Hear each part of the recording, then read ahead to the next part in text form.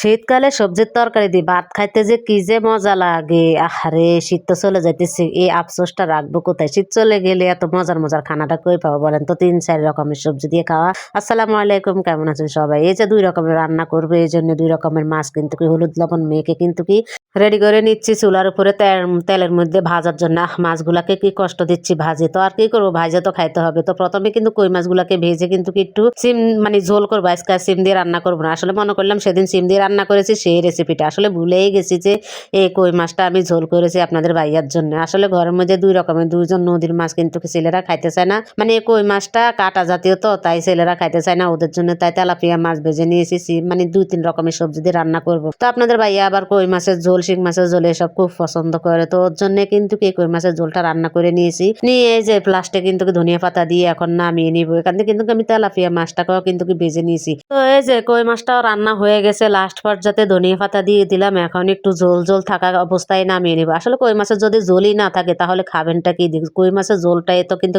আসা। ধনিয়া পাতাটা দিয়ে একটু ঢাকনা দিয়ে মানে ধনিয়া পাতাটা নরম করে তারপর চুলা থেকে নামিয়ে নিছি। আর এখান দিয়ে যে সবজিটাও চাপিয়ে দিয়েছে। আসলে মশলাপাতি কষাবো কি, আপনারা তো জানেনই সব, মানে সবজি তরকারি রান্না করতে কি কি লাগে, আদা ছাড়া, রসুন, পেঁয়াজ, কাঁচামরিচ, হলদি, মরিচ, লবণ এইসবই লাগে, তাই ওইটুকু আর দেখাইলাম না। তো সবজিটুকু দিয়ে আপনাদেরকে দেখাচ্ছি আর কি। বলবেন যে এইসব তো আমরা রান্না করতে পারি। হ্যাঁ, আমার থেকেও অনেক ভালো ভালো রাঁধুনি আছে। আসলে আমি যেটুকু রান্না করতে পারি একটুকু আপনাদের সাথে শেয়ার করতেছি। আসলে আমি এত পাক্কা রাঁধুনি না, আমি হালকা পাতলা রান্না করতে পারি। আমার কাছে যেভাবে ভালো লাগে আমি সেভাবে খাই। এখানে কিন্তু ৩ রকমের সবজি আছে, তো সবজি দিয়ে আমি কষিয়ে নিছি। এখানে মূলা আছে, আলু আছে, সিম আছে, তারপরে এই যে কষিয়ে পানি দিয়ে দিছি। পানিটা দিয়ে তারপরে মাছটাও দিয়ে দিয়েছি, ভাজা মাছটা।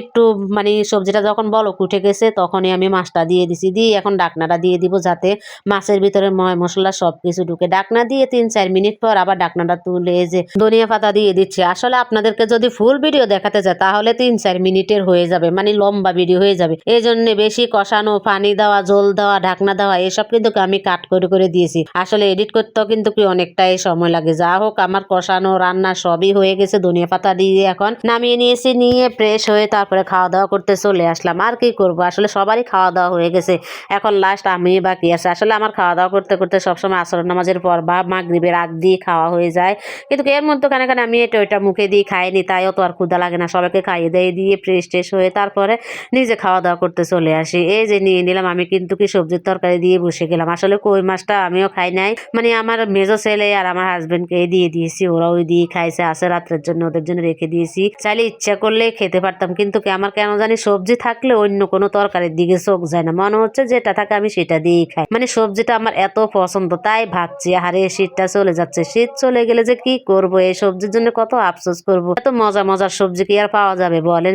গরমকালের সবজি কিন্তু কতটাও ভালো লাগে না। পাশের বাড়িতেও কিন্তু কি নিজের ঘাসে সিম দিয়ে তরকারি রান্না করেছে, মানে মাছ দিয়ে আর কি। তো ওই সিমের তরকারিও এক বাটি দিয়ে দিয়েছে। তো আমারটুকু খায়, আমি আবার ওই বাটি থেকে একটু নিয়ে ট্রাই করতেছি যে কেমন হয়েছে না হয়েছে, সেটুকু আপনাদের সাথে একটু শেয়ার করব। তো এই যে আমি কিন্তু কি মাছ নিয়ে নিয়েছি। আমি কিন্তু মাছও খাই না, আপনাদের সাথে শেয়ার করার জন্য মাছও নিয়ে খাওয়া দাওয়া হয়ে গেল। আপনাদের উসুলাতে আমার মাছও খাওয়া হলো। আমি মাছও কিন্তু কতটা পছন্দ করি না, বললাম না পাশের বাড়ি থেকে একটু নিজের গাছের সিমের তরকারি দিয়ে গেছে, ওইটুকু শেয়ার করলাম। তো আজকের মতো ভিডিও পর্যন্ত, আল্লাহ হাফেজ।